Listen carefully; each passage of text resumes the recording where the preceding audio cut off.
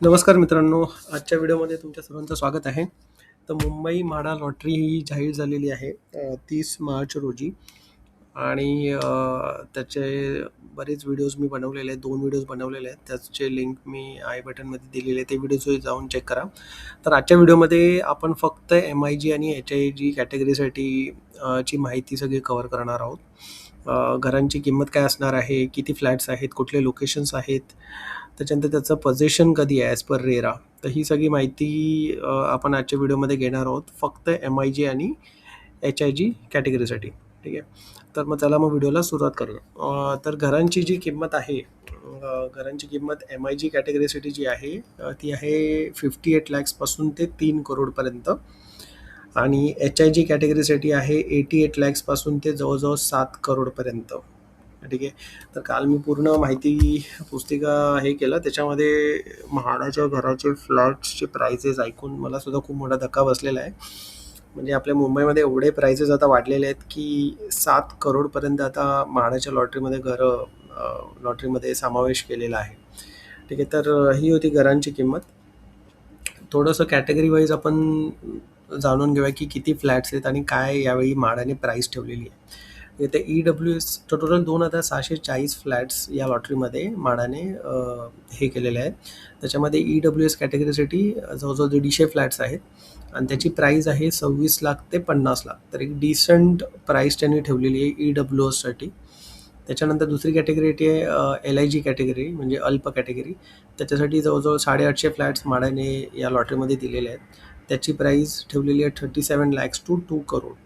आता 2 करोड थोडंसं मला जास्त वाटतं, पण असेल मुंबईमध्ये आता तेवढे प्राइसेस आलेले आहेत. नंतर आहे एम-आय-जी कॅटेगरी ज्याच्यामध्ये 1400 फ्लॅट्स म्हाडाने या लॉटरीमध्ये दिलेले आहेत. त्याची किंमत आहे 58 लाखपासून ते जवळजवळ 3 करोड. आणि त्याच्यानंतर येतं हाय इन्कम ग्रुप, याच्यामध्ये जवळजवळ 229 फ्लॅट्स म्हाडाने दिलेले त्या लॉटरीमध्ये आणि त्याची किंमत आहे 88 लॅक्स टू 6.8 CR. ठीक आहे. तर आता या लॉटरीमध्ये सगळं डिपेंड करतं तुमचं बजेट किती आहे, कॅपॅसिटी किती आहे, लोकेशन कुठलं तुमचं प्रेफर्ड आहे आणि तिथे किती फ्लॅट्स अवेलेबल आहेत आणि तुमच्या प्रवर्गासाठी किती फ्लॅट्स अवेलेबल आहेत. या सगळ्या गोष्टींचा विचार करून अप्लाय करा. तर आता आपण बघणार आहोत एम-आय-जी आणि एच-आय-जी कॅटेगरीसाठी कुठले कुठले स्कीम कोड आहेत. तर एम-आय-जी कॅटेगरीसाठी जसं सांगितलं मी 1408 फ्लॅट्स आहेत. त्याच्यामध्ये सर्वात जास्त फ्लॅट्स जे आहेत ते आहेत कन्नमवर नगर विक्रोळी इकडे बिल्डिंग नंबर 3 ABC आणि बिल्डिंग नंबर 2 AB. संकेत क्रमांक इकडे आहे 539 आणि हे एक सेकंड हायलायटर घेतो. हां, ठीक आहे. त्याच्यानंतर इकडे जवळजवळ 750 फ्लॅट्स आहेत कंडमन नगरमध्ये आणि दुसऱ्या स्कीम कोडमध्ये 480 फ्लॅट्स आहेत. कार्पेट भरपूर मोठा दिलेला आहे. 850 मला असं वाटतं की 700च्या वर कार्पेट हा खूप मोठा 2 BHK चांगला फ्लॅट मानला जातो. इथे जवळजवळ कार्पेट भरपूर मोठा दिलेला आहे. 850च्या अराउंड कार्पेट दिलेलं आहे आणि प्राईसही डिसेंट ठेवलेली आहे. डिसेंट म्हणजे तशी आहे जास्तच, पण तुम्ही बघून घ्या तुमच्या बजेटनुसार. 1.5 करोडपर्यंत फ्लॅटची प्राईस दिलेली आहे आणि याचं पोझिशन असणार आहे हे ॲज पर रेरा वेबसाईट आहे डिसेंबर 2032. त्याच्यानंतर सर्वात जास्त फ्लॅट्स एम-आय-जी कॅटेगरीसाठी इथे अवेलेबल आहेत. त्याच्यानंतर येतात संकेत क्रमांक 489A आणि 488A. हा प्रोजेक्ट आहे आदिसंकचार्य मार्ग कोपरी पवई इथे. पवई इथे 2 स्कीममध्ये इथे जवळजवळ 37 आणि 31 फ्लॅट्स अवेलेबल आहेत आणि ते पण कार्पेट 850च्या अराउंड आहे. प्राईस आहे 1.5 करोड आणि ओसी रिसिप्ट म्हणजे हे रेडी टू मूव्ह फ्लॅट्स आहेत. ठीक आहे. त्याच्यानंतर मग बघाल तर इथे बँड्रामध्ये आहे घाटकोपर, अदानीचा घाटकोपरमध्ये जो पंतनगरमध्ये प्रोजेक्ट आहे तिकडे आहे AM रेसिडेन्सी माझगाव आणि आनंद हाईट्स वडाला. अशा या लोकेशन्समध्ये सुद्धा एक 26, 19, 16 आणि 7 फ्लॅट्स अवेलेबल आहेत. कार्पेट बघाल तर 650 ते 700, 900 असा कार्पेट आहे. तर कार्पेटमध्ये खूप फ्लेक्झिबिलिटी दिलेली आहे आणि त्यांनी, म्हणजे मोठे फ्लॅट्स आहे ते आणि प्राईस पण तशी ठेवलेली आहे. 2 करोडपर्यंत आहे, इथे 1 करोड आहे, 1.5 करोड आहे आणि इथे ओसी रिसिव्ड आहे. ठीक आहे. हा अदानीचा प्रोजेक्ट आहे, याचा रेरा नंबर दिला आहे, पण याचं नेटवर्क कळत नाही आहे की हा रेडी टू मूव्ह प्रोजेक्ट आहे की अंडर कन्स्ट्रक्शन आहे सध्या तरी. ठीक आहे. तर ही आहे एम-आय-जी कॅटेगरीमध्ये सर्वात जास्त फ्लॅट्स कुठे अवेलेबल आहेत त्यानुसार मी हा डेटा हे केलेला आहे. ठीक आहे.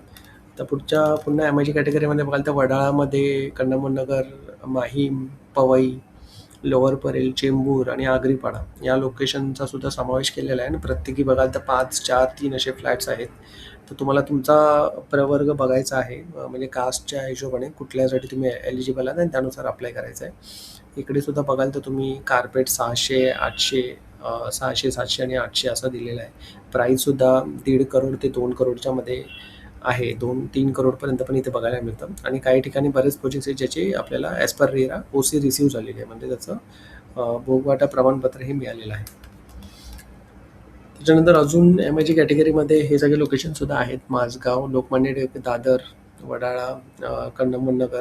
तिकडे प्रत्येकी 3, 2 किंवा 1 असे मोजकेच फ्लॅट्स अवेलेबल आहेत आणि तिकडे सुद्धा घराची किंमत 1.5 करोडपासून ते 1.25-2 करोडपर्यंत आहे आणि हे सगळे रेडी टू मूव्ह फ्लॅट्स आहेत. ठीक आहे, तर तुम्ही फोटो काढून घ्या, म्हणजे त्यानुसार तुम्हाला एक माहिती पडेल की कुठे तुम्हाला अप्लाय करायचं आहे. अजून एक आहेत एम-आय-जीचे अजून हे फ्लॅट्स आहेत. वडाळा, दादर, malaड, जुहूमध्ये आहे, अंधेरीमध्ये, नित्यानंद नगर जे आहे तिकडे सुद्धा फ्लॅट्स अवेलेबल, पण इथे प्रत्येकी एक फ्लॅट्सच आहेत.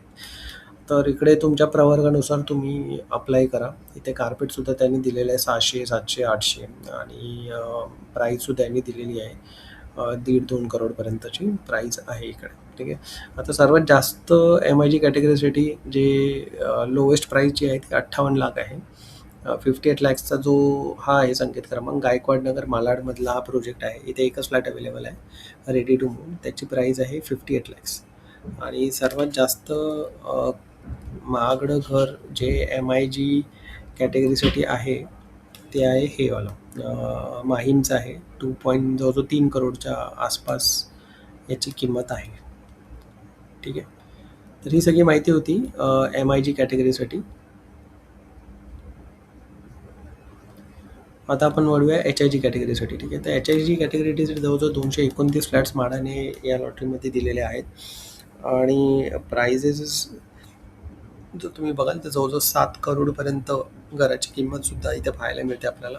तर सर्वात जास्त फ्लॅट जे अवेलेबल आहेत ते माकोटने बोरिवली इथे अवेलेबल आहेत. 128 फ्लॅट्स आहेत आणि ते 2.5 करोड याची घराची किंमत आहे. ऑक्टोबर 2028मध्ये याचं पोझिशन आहे आणि 1400 स्क्वेअर फीटचा कार्पेट, म्हणजे खूप मोठा असा हा कार्पेट आहे 1400चा. त्याच्यानंतर तुंगा पवई म्हाडा आहे. दोन्ही स्कीम कोड आहे. तिकडे जवळजवळ 33 आणि 18 फ्लॅट्स अवेलेबल आहेत. इकडे सुद्धा कार्पेट तुम्ही बघू शकता आणि ते 1.25 करोड आणि 2 करोडच्या आसपास आणि याचं ओसी रिसोर्ट म्हणजे रेडी टू मूव्ह आहे. त्याच्यानंतर पंतनगर घाटकोपर आहे, कोपरी पवई आहे. इकडे प्रत्येकी 18 आणि 12 फ्लॅट्स अवेलेबल आहेत. कार्पेटसुद्धा मोठा दिलेला आहे आणि ते जवळजवळ 1.25-2 करोडच्या आसपास याची प्राईज आहे. एकाचा पोझिशन ऑगस्ट 2026मध्ये आहे, जो घाटकोपरचा प्रोजेक्ट आहे. बाकी आहे तो रेडी टू मूव्ह आहे.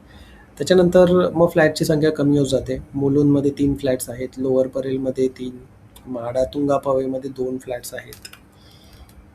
त्याच्यानंतर इकडे पुन्हा बघाल तर परेलमध्ये 2 आहेत, प्रभादेवीमध्ये 2, मग कांदिवलीमध्ये 1, सायन, जुहू, ताडदेव, परेल, शिवडी, प्रभादेवी इथे प्रत्येकी एक फ्लॅट्स अवेलेबल आहेत. आता सर्वात जास्त महागडा फ्लॅट एच-आय-जी कॅटेगरीमध्ये हा इथे क्रेसेंट टॉवर ताडदेवला जे आहे तिकडे जवळजवळ 7 करोडचा हा फ्लॅट आहे आणि हा दुसरा अजून एक एच-आय-जी कॅटेगरीसाठी हा सुद्धा 7 करोडचा फ्लॅट आहे. आता मला बघायचं आहे एकदा हे विजेत्यांची लिस्ट आल्यानंतर की कोण विजेते आहेत आणि कोणी हे फ्लॅट्स घेतले आहेत, हे एक मला उत्सुकता असणार आहे. 7 करोड म्हणजे सर्वात जास्त आत्तापर्यंतच्या म्हाडाच्या याच्यामध्ये हे प्राइजेस एवढे बघायला मिळतात आपल्याला.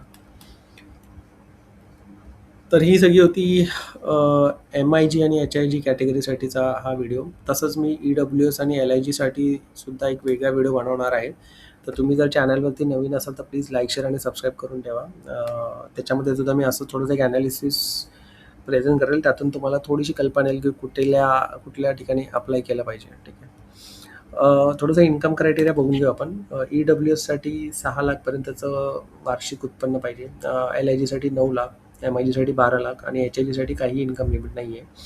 आणि जे इन्कम जे आहे तुमचं ते 1 एप्रिल 2024 पासून ते 31 मार्च 2025 म्हणजे 24 आणि 25 या वर्षाचा कालावधीचं इन्कम लागणार आहे. फॉर्म फी आणि डिपॉझिट अमाउंट म्हणजे अनामत रक्कम किती भरायची आहे. तर EWSसाठी 25,000 आहे आणि 590 फॉर्म फी असं मिळून 25,000 आहे. LIGसाठी 50,000 आहे. या व्हिडिओमध्ये आपण MIG आणि HIG बघतो. तर MIGसाठी जवळजवळ ₹1,00,000 ही अनामत रक्कम आहे आणि HIGसाठी ₹1,50,000 ही अनामत रक्कम असणार आहे. टाईमलाईन तुम्हाला माहितीच आहे. 1 महिन्याचा कालावधी दिलेला आहे. 29 एप्रिलपर्यंत आपल्याला फॉर्म आणि 30 एप्रिलपर्यंत अनामत रक्कम भरायची आहे आणि 15 मेला लॉटरी जाहीर होणार आहे. ठीक आहे. आता कुठल्या लोकेशन्सला अप्लाय करायचं जे कोणी एलिजिबल असतील MIG आणि HIG कॅटेगरीसाठी. ठीक आहे. तर मी तर सांगेल की 2-3 क्रायटेरिया ठेवा. एक तर म्हणजे की कुठे जास्त फ्लॅट्स अवेलेबल आहेत. ठीक आहे. आता यातले बरेच लोकेशन आहेत ना जिथे फक्त एकच फ्लॅट आहे. जसं इथे बघा MIG कॅटेगरीमध्ये ना खूप लोकेशन आहेत जिथे 1 आणि 2च फ्लॅट्स आहेत. ठीक आहे. तर तिकडे तुम्हाला चान्सेस खूप कमी आहेत लागण्याचे. एकच फ्लॅट आहे त्याच्यामुळे तिकडे चान्सेस खूप कमी आहेत. त्याच्यामुळे असा स्कीम कोड निवडा जिथे फ्लॅट्सची संख्या जास्त असेल. तो एक पहिला क्रायटेरिया असला पाहिजे आणि त्याचबरोबर त्याचं पोझिशन हे रेडी टू मूव्ह पोझिशन असलं पाहिजे किंवा त्याचं पुढच्या 1-2 वर्षामध्ये पोझिशन असेल असं बघा. आणि तिसरं आहे तुमचं बजेट. ठीक आहे. या 3 गोष्टीवर आणि लोकेशन या 4 गोष्टींवर तुम्ही डिसाईड करा की कुठल्या स्कीम कोडला अप्लाय करायचं आहे. कार्पेटबद्दल मी बोलणार नाही कारण की यावेळी कार्पेट MIG आणि HIG कॅटेगरीसाठी कार्पेट भरपूर मोठा दिलेला आहे या लोकांनी. त्याच्यामुळे कार्पेटचं काहीच याच्यामध्ये हे नाही आहे की फ्लॅट लहान असणार आहे असा काहीच प्रकार नसणार आहे. त्यामुळे कार्पेट हा क्रायटेरिया नसला पाहिजे यावेळी कारण की कार्पेट खूप मोठा दिलेला आहे. ठीक आहे. तर मी पुन्हा रिपीट करतो. या 4 गोष्टींच्या आधारावर अप्लाय करा. एक तर कुठे फ्लॅट जास्त आहेत. सेकंड रेडी टू मूव्ह आहे का किंवा त्याचं लवकरात लवकर पोझिशन आहे का. तिसरं तुमचं बजेट हे खूप महत्त्वाचं आहे. बजेट हा ॲक्च्युली नंबर 1 क्रायटेरिया आहे या लॉटरीमध्ये अप्लाय करायचा. ठीक आहे. आणि चौथं म्हणजे लोकेशन. ज्या लोकेशनला तुम्हाला अप्लाय करायचं आहे. ठीक आहे. मी लवकरच साईट व्हिजिटसुद्धा करणार आहे. जिथे जास्त फ्लॅट्स अवेलेबल आहेत तेच लोकेशन फक्त मी साईट व्हिजिट करणार आहे. त्याचे पण मी तुम्हाला सगळे व्हिडिओज देईल काय कन्स्ट्रक्शनचं स्टेटस वगैरे. ठीक आहे. तर ही सगळी माहिती होती HIG आणि MIG कॅटेगरीसाठी. असेच आपण EWS आणि LIG कॅटेगरीचं सुद्धा ॲनालिसिस करणार आहोत आणि एकदा साईट व्हिजिट झाल्यानंतर मी तुम्हाला हे पण सांगणार आहोत की माझे रिकमेंडेशन्स कुठले असणार आहेत प्रत्येक कॅटेगरीसाठी. माझे टॉप 5 लोकेशनसुद्धा मी तुम्हाला सांगणार आहोत. इथं व्हिडिओ आवडला असेल तर प्लीज लाईक, शेअर आणि सबस्क्राईब करा. धन्यवाद.